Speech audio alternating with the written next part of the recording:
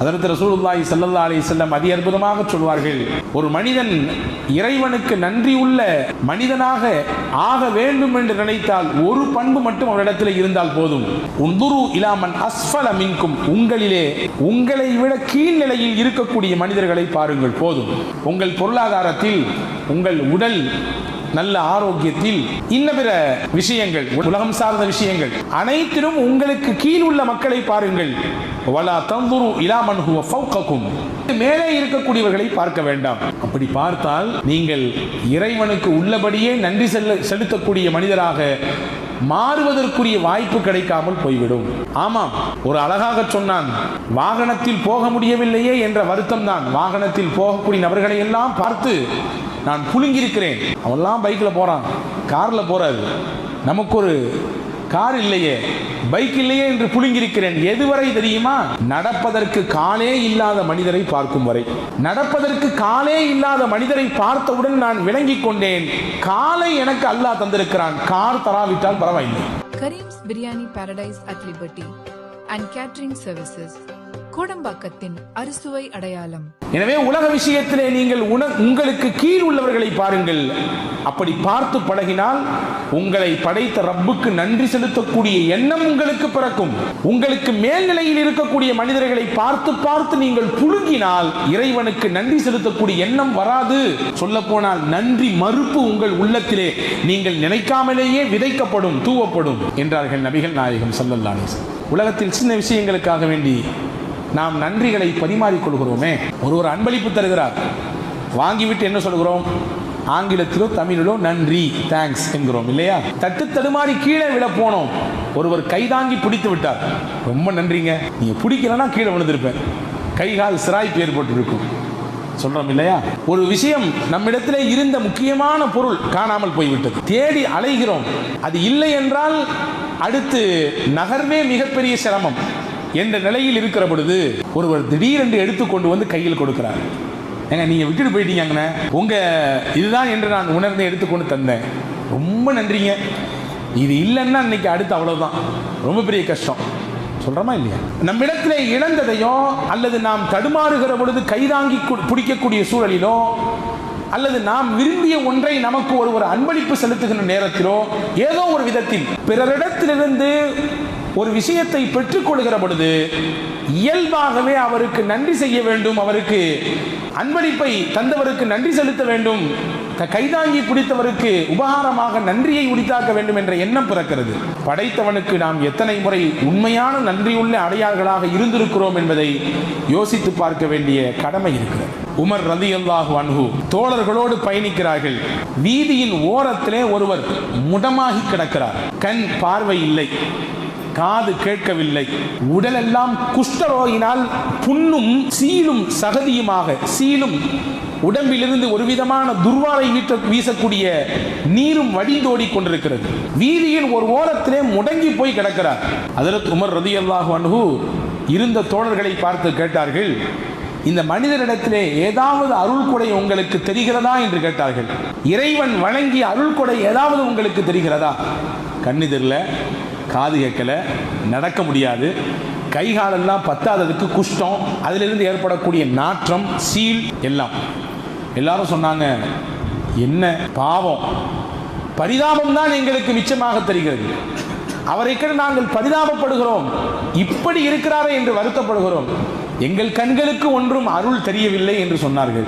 ஹஜ்ரத் சய்யிதுனா Umar ரலியல்லாஹு அன்ஹு சொன்னார்கள், கொஞ்ச நேரம் பொறுங்கள், அவர் நன்றாக எந்த சிரமமும் இல்லாமல் சிறுநீர் கழிக்கிறாரா என்று பாருங்கள் என்றார்கள். கொஞ்ச நேரத்துக்கு பின்னாடி முடமாகி கிடந்தவர் எழுந்து சுய தேவையாக சிறுநீர் கழிக்க போனார்.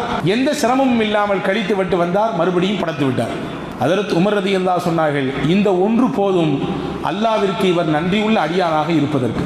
உடலிலிருந்து பிரியக்கூடிய அந்த கெட்ட நீர், சிறுநீர் மிகச்சிறப்பாக கழிந்தாலே அந்த ஒன்று மட்டும் போதும் அவர் அல்லாஹ்விற்கு உண்மையுள்ள அடியாராக இருப்பதற்கு என்று ஹஜ்ரத் சய்யிதுனா உமர் ரலியல்லாஹு அன்ஹு சொன்னார்கள்.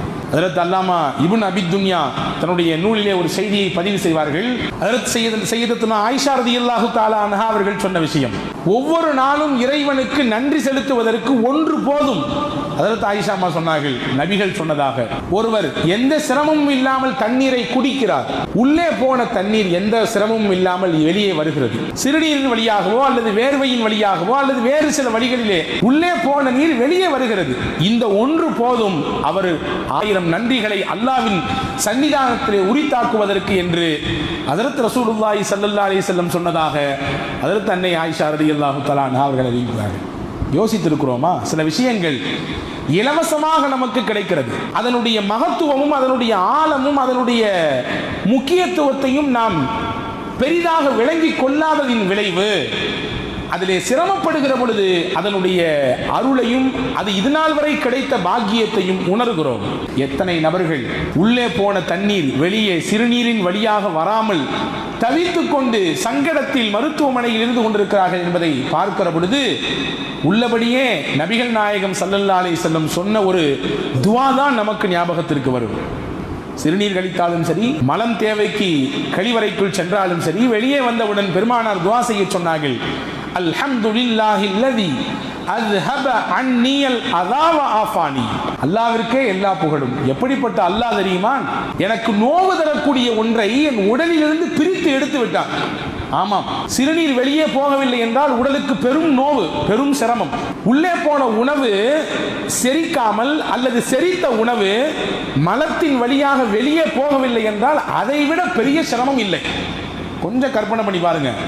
ஒரு நாள் சரியாக நீங்கள் கழிவறைக்கு போகவில்லை என்றால் அன்றைய நாள் எப்படி இருக்கும்? முழுசா போகலன்னா சொல்லல, சரியா போகல. எப்போதுமே ரிலாக்ஸாக போகக்கூடிய நாம், நிம்மதியாக போய்விட்டு வரக்கூடிய நாம், கொஞ்சம் அன்று முன்னும் பின்னும் முக்கி தள்ளுகிறது என்றால் எவ்வளவு பெரிய அழுத்தத்தை, எவ்வளவு பெரிய சிரமத்தை உணர்வோம். நபிகள் எனவே தான் சொன்னார்கள், அல்லாஹ்விற்கு நீங்கள் வெளியே வந்தவுடன் நன்றி செய்யுங்கள், அது உங்கள் உடலில் இருந்தால் மிகப்பெரிய கேடு. யோசித்திருக்கிறோமா என்றாவது?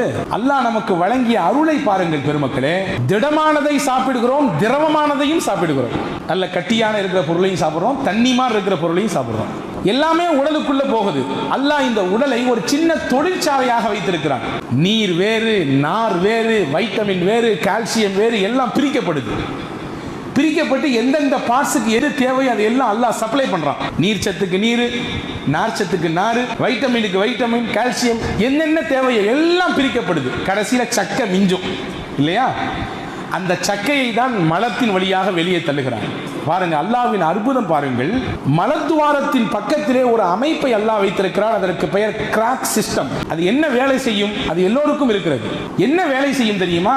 நமக்கு மலம் கழிக்க வேண்டிய சூழல் ஏற்பட்டவுடன் நாம் அந்த குறிப்பிட்ட இடத்தை நாடி போகிறோம். மூளைக்கு அந்த விஷயம் போகிறது, மலம் கழிக்க வேண்டிய தேவை நேரம் வந்துவிட்டது என்று. அந்த குறிப்பிட்ட இடத்துக்கு போகிறோம், டாய்லெட்டுக்கு போகிறோம். குறிப்பிட்ட இடத்திலே எப்படி அமர வேண்டுமோ அப்படி அமருகிறோம். வெளியேற்ற வேண்டும் என்று நம்முடைய உள்ளம் மூளைக்கு செய்தியை பாஸ் செய்கிறது. அதற்கு பிறகு உடலில் இருந்து சக்கை வெளியே வருகிறது. வெளியே வரக்கூடிய இடத்தில் இருக்கக்கூடிய ஒரு அமைப்பு தான் கிராக் சிஸ்டம். அது என்ன செய்கிறது? அந்த குறிப்பிட்ட நேரம் வரும் வரை உங்கள் மலத்தை தடுத்து வைத்திருக்கிறது, கேட் மாதிரி. அது இல்லைன்னு சொன்னா என்ன ஆகும்? சின்ன பிள்ளைங்க எப்படி சாதாரணமாக அறியாமல் சுய தேவை கழித்து விடுகிறதோ, நோயாளிகளின் உடலிலிருந்து எப்படி அறியாமல் மலம் வெளியேறி விடுகிறதோ, வயது மூப்பின் காரணமாக சில சமயங்களில் எப்படி அறியாமல் உடலிலிருந்து மலம் கழிந்து விடுகிறதோ, இதுவெல்லாம் எப்பொழுது ஏற்படும்? அந்த கிராக் சிஸ்டம் என்ற ஒன்று முறையாக செயல்படாமல் இருக்கிற பொழுது இதுவெல்லாம் ஏற்படும். ஒரு புத்தகத்தில் வாசித்தேன், அதனுடைய ஆசிரியர் எழுதியிருக்கிறார், ஒரு மனிதனுக்கு அல்லாஹ் அந்த இடத்திலே புற்றுநோயை ஏற்படுத்தினார். இந்த கிராக் சிஸ்டம் என்று சொல்லக்கூடிய அந்த தடுப்பு வேலி, மலத்தை தாங்கி நிற்கக்கூடிய அந்த மூடியிலே அல்லாஹ் புற்றுநோயை ஏற்படுத்தினார். மருத்துவர்கள்லாம் போய் சந்திச்ச பின்னாடி அவர்களின் ஆலோசனை என்ன என்றால், அந்த இடத்தை ரிமூவ் பண்ணணும், வெட்டி எடுத்து ஆபரேஷன் செய்ய வேண்டும். எடுத்தால்தான் உங்களுக்கு இந்த நோயிலிருந்து முழுமையான தீர்வு கிடைக்கும். எடுக்கவில்லை என்றால் சிரமம்தான். சரி, எடுத்துடலாம் என்று சொல்லிடலாம். ஆனால் அதுக்கு பின்னாடி இருக்கக்கூடிய பின் விளைவுகள் என்ன என்றால், நீங்க உள்ள போட்டீங்க விஷயத்தை, ஏதாவது சாப்பாட்டுன்னா செரிச்சு ஆட்டோமேட்டிக்கா வெளியே வந்துடும். நீங்க நினைச்ச நேரம்லாம் இல்லை, எப்பனாலும் அது வெளியே வரலாம். அந்த மாதிரியான சூழல் ஏற்படும். வேறு வழி இல்லை. எப்படி யூரின் பைய இடுப்புல கெட்டிக்கிட்டு சில பேர் நடமாடுகிறார்களோ அதே போன்று நீங்க மலப்பையை சுமந்து கொண்டுதான் இனிமேல் உங்கள் வாழ்க்கையை கழிக்க வேண்டும், வாழ்க்கை முழுவதும். இது டாக்டருடைய அட்வைஸ். வேறு வழி இல்லை. உயிரை காப்பாற்ற வேண்டுமே, என்ன செய்வது? உயிரை காப்பாற்றுவதற்கு அந்த ஆபரேஷன் செய்தாகிவிட்டது. அதற்கு பிறகு அந்த மனிதரை இன்னொரு நேரிலே சந்திக்கிற பொழுது, இதெல்லாம் அந்த புத்தகத்தில் எழுதுகிறார் அதனுடைய ஆசிரியர். சந்திக்கிற பொழுது பேசிக்கொண்டார் அவர், அந்த நோயாளி, எனக்கு அல்லாஹ் மிகப்பெரிய சோதனையை கொடுத்தான், அந்த குறிப்பிட்ட இடத்திலே புற்றுநோய், அதிலிருந்து அல்லாஹ் தீர்வையும் தந்தான், ஆரோக்கியத்தை அதிலிருந்து வெளியாகிட்டேன், அந்த நோயிலிருந்து முழுமையாக வெளியாகிவிட்டேன். ஆனால் என்ன ஒரு பேர் வருத்தம் என்றால், என் உடலிலிருந்து வெளியான மலத்தை நான் சுமந்தபடியே நிற்கிற பொழுது இறைவனை வணங்க வேண்டும் ஒரு சூழல் எனக்கு ஏற்பட்டு போனது. மலத்தை வெளியாக்கிய நான் அதை சுமந்து கொண்டு நின்றவாறே இறைவனை வணங்கக்கூடிய சூழல் எனக்கு ஏற்பட்டு விட்டது என்று சொல்லுகிற பொழுது நெகிழ்ந்து போய் இந்த நிகழ்ச்சியை சொல்லிவிட்டு அந்த புத்தகத்தின் ஆசிரியர் சொல்கிறார், அல்லாஹ்வின் தூதர் கற்றுக் கொடுத்த துவா எவ்வளவு பெரிய ஆனந்தமிக்க துவா அது. அந்த பிரார்த்தனையில் எவ்வளவு உள்ளர்த்தம் இருக்கிறது. இந்த நிகழ்ச்சியை நீங்கள் மையப்படுத்தி இந்த துவாவை பாருங்கள். அல்லாஹ்வே, என் உடலுக்கு தீங்கை தரக்கூடிய மலத்தை என்னிடத்திலிருந்து எந்த கஷ்டமும் இல்லாமல் வெளியாக்கி விட்டாய், என்னிலிருந்து அது பிரிந்து விட்டது, உனக்கே எல்லா புகழும். என்னிடத்தில் தங்கி இருந்தால் இது எனக்கு எவ்வளவு பெரிய நோவு, எவ்வளவு பெரிய கஷ்டம், எல்லாவற்றையும் நீக்கிவிட்டாய் அல்லாஹ், உனக்கே எல்லா புகழும் என்று சொல்லக்கூடிய அந்த துவாவையும் இந்த நிகழ்ச்சியும் ஒப்பிட்டு பார்த்தேன். நான் ஒரு கணம் அதிர்ந்து போய்விட்டேன் என்று அந்த நிகழ்ச்சியை பதிவு செய்கிற பொழுது ஆசிரியர் எழுதுகிறார். அன்புக்குரிய சகோதரர்களே, இப்படி ஒவ்வொரு நாளும் எத்தனை அருள் கொடைகளை அல்லாஹ்வின் புறத்திலிருந்து நாம் சுவாசித்துக் கொண்டிருக்கிறோம். என்றாவது யோசித்ததுண்டா? நான் ஆரம்பத்தில் சொன்னேன், இலவசமாக சில விஷயங்கள் கிடைக்கிற பொழுது அதனுடைய மகத்துவமும் அதனுடைய பொக்கிஷமும் விளங்குவதற்கு நம்முடைய சிந்தனை நேரம் கொடுப்பதில்லை. கபிரிஸ்தானுக்கு போனால் கபிரிஸ்தானுக்கு போனால் மௌத்தினுடைய சிந்தனை வரும் என்றார்கள் பெருமானார், இல்லையா? ஜுருஹா ஃபஇன்னஹா துஸக்கிருல் ஆகிரா. மையத்தானவர்களை நீங்கள் ஜியாரத் செய்யுங்கள், இறந்து போனவர்களை நீங்கள் ஜியாரத் செய்யுங்கள். ஜியாரத்தின் மூலமாக உங்களுக்கு மறுமையின் சிந்தனை வரும், மரணத்தின் சிந்தனை வரும். அதற்கு பெருமானா சொன்னது. இன்னைக்கு மரணத்தின் சிந்தனை கபருக்கு போனால் மட்டும் வருவதில்லை, மருத்துவமனைக்கு போனாலும் வருகிறது, இல்லையா? ஒரு முறை மருத்துவமனைக்குள்ளே போய்விட்டு வந்தால் மரண சிந்தனை மட்டுமல்ல, அல்லாஹ் நம்மை எப்படி வைத்திருக்கிறான் நன்றாக என்ற உணர்வு வருகிறது. நன்றாக வைத்திருக்கக்கூடிய ரப்புக்கு நான் எந்த அளவுக்கு கடமைப்பட்டுள்ளேன், நான் அதை நிறைவாக செய்கிறேனா என்ற சிந்தனை பிறக்கிறது. பிறக்கிறதா என்று கேட்டால் பிறக்க வேண்டும் என்று நான் சொல்லுவேன். அந்த சிந்தனை வர வேண்டும். மருத்துவமனைக்குள்ளே போய்விட்டு வருகிற பொழுது அங்கே நோயாளிகள் படுகிற சிரமங்களையும் கஷ்டங்களையும் பார்க்கிற பொழுது அல்லாஹ் நம்மை எவ்வளவு சிறப்பாக வைத்திருக்கிறான், ஆரோக்கியமாக வைத்திருக்கிறான் என்ற சிந்தனை பிறக்க வேண்டும். அல்லாஹ் நம்மை நன்றாக வைத்திருக்கிறானே, அவனுக்கு மாறு செய்யக்கூடாதே, பாவம் செய்யக்கூடாதே, அவனுடைய கோபத்தை சம்பாதித்து தரக்கூடிய வழியிலே இறங்கிவிடக் கூடாதே என்கின்ற எண்ணம் பிறக்க வேண்டும். ஒன்று மட்டும் யோசியுங்கள், கிட்னி, சிறுநீரகம் என்னென்ன வேலைகள் செய்து கொண்டிருக்கிறது, இல்லையா? உடல் முழுக்க இரத்தத்தை சுத்திகரிப்பு செய்து அனுப்பி தள்ளுகிறது. ஒரே ஒரு நாள் அது தன் வேலையை செய்யாமல் முடங்கிவிட்டால் என்ன ஆகும்? சிறுநீரகம் இரத்தத்தை சுத்திகரிப்பு செய்து அனுப்புகிறது, என்ன ஆகும்? ஒன்றும் ஆகாது. பெரிய ஹாஸ்பிட்டல் ஒன்று பார்த்து டயாலிசிஸ் என்று சொல்லக்கூடிய ஒன்றை செய்தாக வேண்டும். நான் 35 வயது வரை இருக்கிறேன், இதுவரை எனக்கு டயாலிசிஸ் செய்யதில்லை, அல்லாஹ் பாதுகாப்பானாக. யோசியுங்கள், ஒருவருக்கு 60 வயது 70 வயது வரை அவர் டயாலிசிஸ் செய்யவில்லை, அல்லாஹ் அந்த சிறுநீரகத்தை வைத்தே சுத்திகரிப்பு செய்து உடல் முழுக்க இரத்தத்தை பாய்ச்சிக் கொண்டிருக்கிறான். கொஞ்சம் யோசியுங்கள், ஒரு முறை ஒரு டயாலிசிஸுக்கு போனால் எவ்வளவு செலவாகும்? ஒரு மாதத்திற்கு 2 முறை, மாதத்திற்கு 4 முறை, வாரத்திற்கு 2 முறை என்றெல்லாம் அவர்களின் நிலைக்கு தக்கவாறு அந்த முறைகள் மாறுபடுகிறது. அல்லாஹ் ஒத்த ரூபா வாங்காம 60 வருஷம் சுத்திகரிச்சு அனுப்பிட்டே இருக்கான் நமக்கு. இன்னைக்கு டயாலிசிஸ் என்று போனால் எத்தனை ஆயிரங்கள் வைக்க வேண்டும் ஒரு தடவைக்கு? ஒரு மாதத்திற்கு எத்தனை ஆயிரம்? வருடத்திற்கு கணக்கு போட்டால் 60 ஆண்டு 70 ஆண்டு நமக்கு எந்த தொகையும் வாங்காமல் ஃப்ரீயா அல்லாஹ் செஞ்சு கொடுக்கான். கொஞ்சம் யோசிங்க, கணக்கு போட்டு பாருங்க. ஒரு முறைக்கு 1000 என்ற ரீதியிலே வைத்து பாருங்கள், வருடத்திற்கு எத்தனை ஆயிரங்கள், எத்தனை லட்சங்கள், நம் வாழ்நாள் முழுக்க எத்தனை லட்சங்கள். அப்படி நமக்கு சுத்திகரிப்பு செய்து அனுப்பக்கூடிய ரப்புக்கு நாம் நன்றி உள்ளவனாக இருக்க வேண்டுமா வேண்டாமா? இப்படி நம்மை பராமரித்துக் கொண்டிருக்கிற ரப்பை நாம் நினைக்க வேண்டுமா வேண்டாமா? அவனிடத்தில் கதற வேண்டுமா வேண்டாமா? அல்லாஹ்வே, நீ கொடுத்ததற்கு நன்றி சொல்ல முடியவில்லை இன்னும் என்று இஎம் ஹனீஃபா பாடிய பாட்டின் அர்த்தம் நமக்கு புரிய வேண்டுமா வேண்டாமா? அன்புக்குரியவர்களே, பெருமானா ஸல்லல்லாஹு அலைஹி வஸல்லம் அவர்களும் மதிய நேரம் உச்சி பொழுது ஒரு 12 மணி இருக்கும் என்று வைத்துக் கொள்ளுங்கள், வெளியே வருகிறார்கள். வந்தால் செய்த அபூபக்கர் சித்திக் ரலியல்லாஹு அன்ஹு வர்றாங்க. இந்த நேரத்தில் எங்க வந்தீங்கன்னு அபூபக்கர் நாயகத்தை கேட்கிறாங்க. ரசூலுல்லாஹ் சொன்னாங்க, பசிதான் வீட்டை விட்டு என்னை வெளியாக்கியது. நபி கேட்டாங்க திருப்பி அபூபக்கர் நாயகத்தை, நீங்க ஏன் வந்தீங்க? அதேதான், உங்களை எந்த பசி வெளியாக்கிச்சோ அதே பசி தான் என்னையும் வெளியாக்கிச்சு, வாங்க போவோம். கொஞ்ச நேரத்தில் உமர் ரலியல்லாஹு வருகிறார்கள். அவர்களிடத்திலும் இதே கேள்வி, அவர்களும் இதே பதில். 3 பேரும் சேர்ந்து அதல் சையதுனா அபுல் ஹைசம் அல் அன்சாரி ரலியல்லாஹு அன்ஹு என்ற சஹாபியின் வீட்டுக்கு போகிறார்கள். வீட்டிலே நபி தோழர் அபுல் ஹைசம் இல்லை, மனைவி மட்டும்தான் உள்ளே இருக்கிறார்கள். பெருமானார் சலாம் சொல்ல பதில் சொல்ல அவர்களுக்கென்று விரிவை ஏற்படுத்தி கொஞ்ச நேரம் உட்காருங்க, இங்க வீட்டுக்காரங்க இங்க போயிருக்கிறாங்க, இப்போ வந்துடுவாங்க. வந்தார் அபுல் ஹைசம் அல் அன்சாரி. நபியையும் தோழர்கள் அபூபக்கர் ரலியல்லாஹு அன்ஹு உமர் ரலியல்லாஹு அன்ஹு பார்த்தவுடன் பூரிப்பு, சந்தோஷம், ஆனந்தம். இன்னைக்கு எனக்கு கிடைச்ச மாதிரி விருந்தாளி உலகத்தில் யாருக்குமே கிடைச்சிருக்க மாட்டாங்க. எங்க வீட்டுக்கு நபிகள் நாயகம் வந்திருக்கிறாங்க, நான் பெரிய பாக்கியவான், நபியே ஒரு நிமிடம் நெல்லுங்கள் என்று சொன்னவுடன் அவர் தன்னுடைய தோட்டத்திலிருந்து கொண்டு வந்த குளிர்ந்த நீரையும் கொண்டு வந்த அந்த பேரித்தம்பழத்தினுடைய பல்வேறு கனிகளையும் நபிக்கு முன்னால் கொண்டு வந்து வைத்தார். சாப்பிடுங்கள், உங்களுக்கு தேவையான உணவு இன்னும் சிறிது நேரத்தில் தயாரிப்பு செய்யப்படும். செய்தார். தயாரிப்பு செய்து பெருமானாருக்கு முன்பு வைத்தார். பசியோடு வந்த நாயகமும் நாயக தோழர்களும் சஹாபாக்கள் அபூபக்கர் ரலியல்லாஹு அன்ஹு அவர்களும் சையதுனா உமர் ரலியல்லாஹு அன்ஹு சாப்பிட்டார்கள். சாப்பிட்டு முடித்தவுடன் பெருமானா ஸல்லல்லாஹு அலைஹி வஸல்லம் 2 தோழர்களை பார்த்து சொன்னார்கள், இதுவும் அல்லாஹ்வின் அருள் கொடைதான்.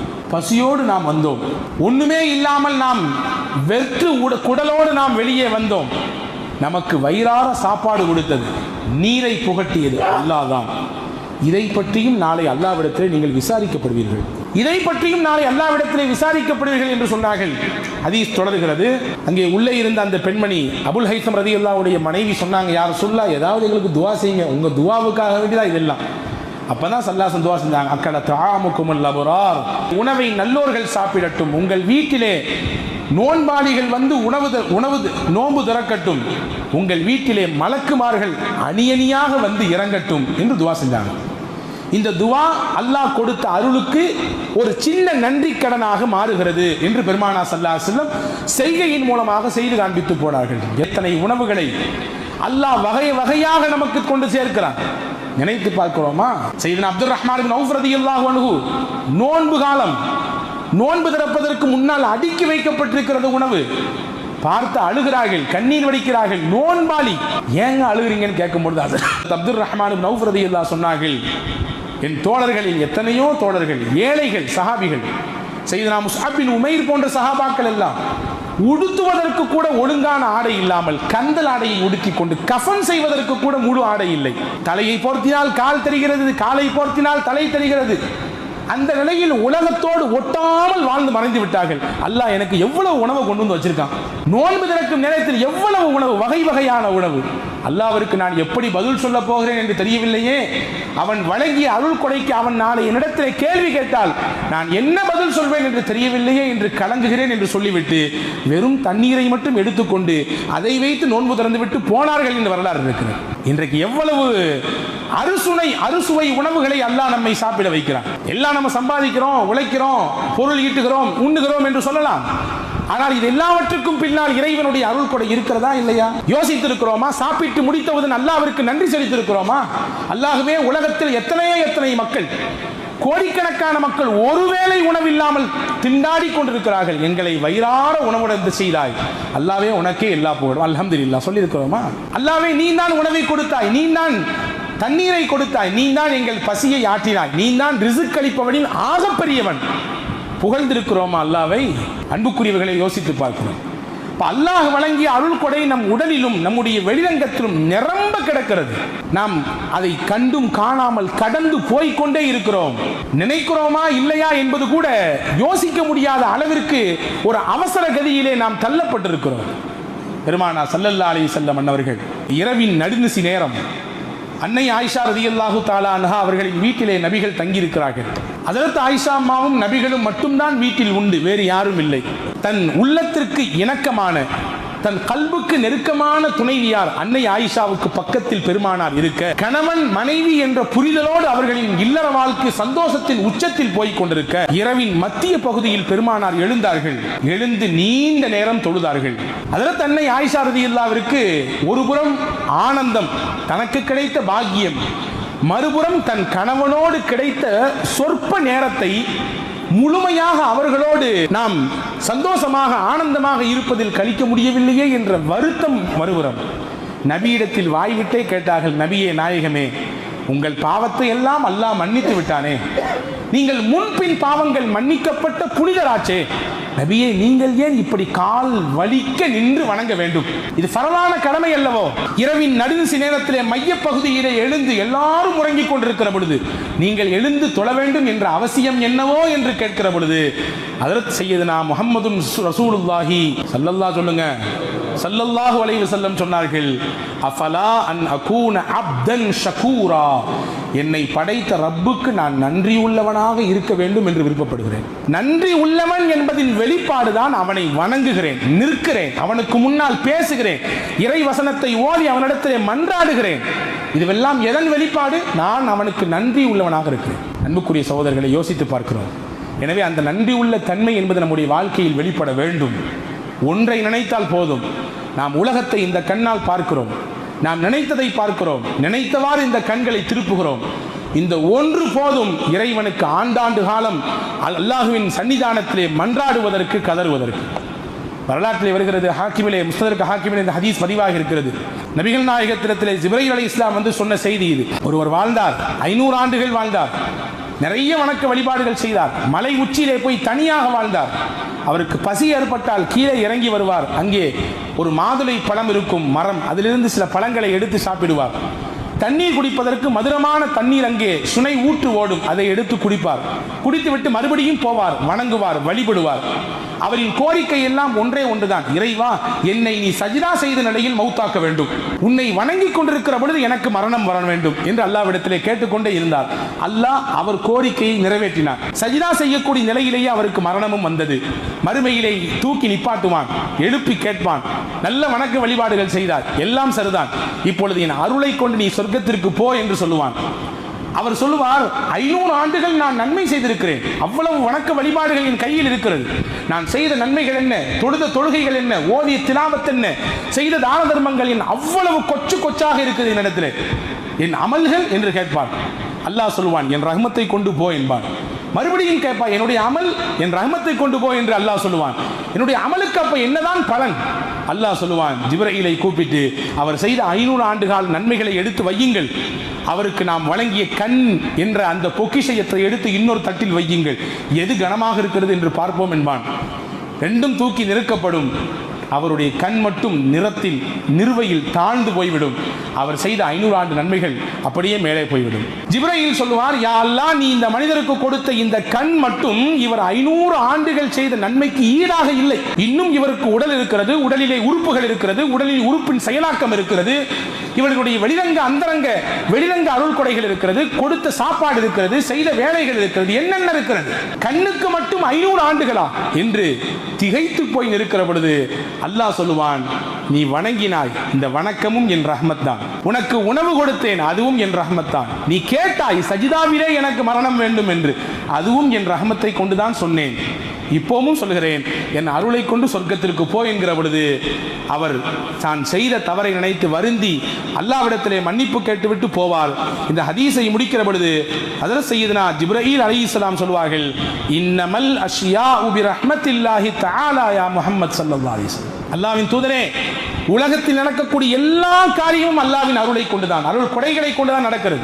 எதுவும் மனிதனின் தனி சக்திக்கோ, மனிதனின் தனி முயற்சிக்கோ, மனிதனுடைய அளப்பரிய ஆற்றலுக்கோ உரித்தானது அல்ல.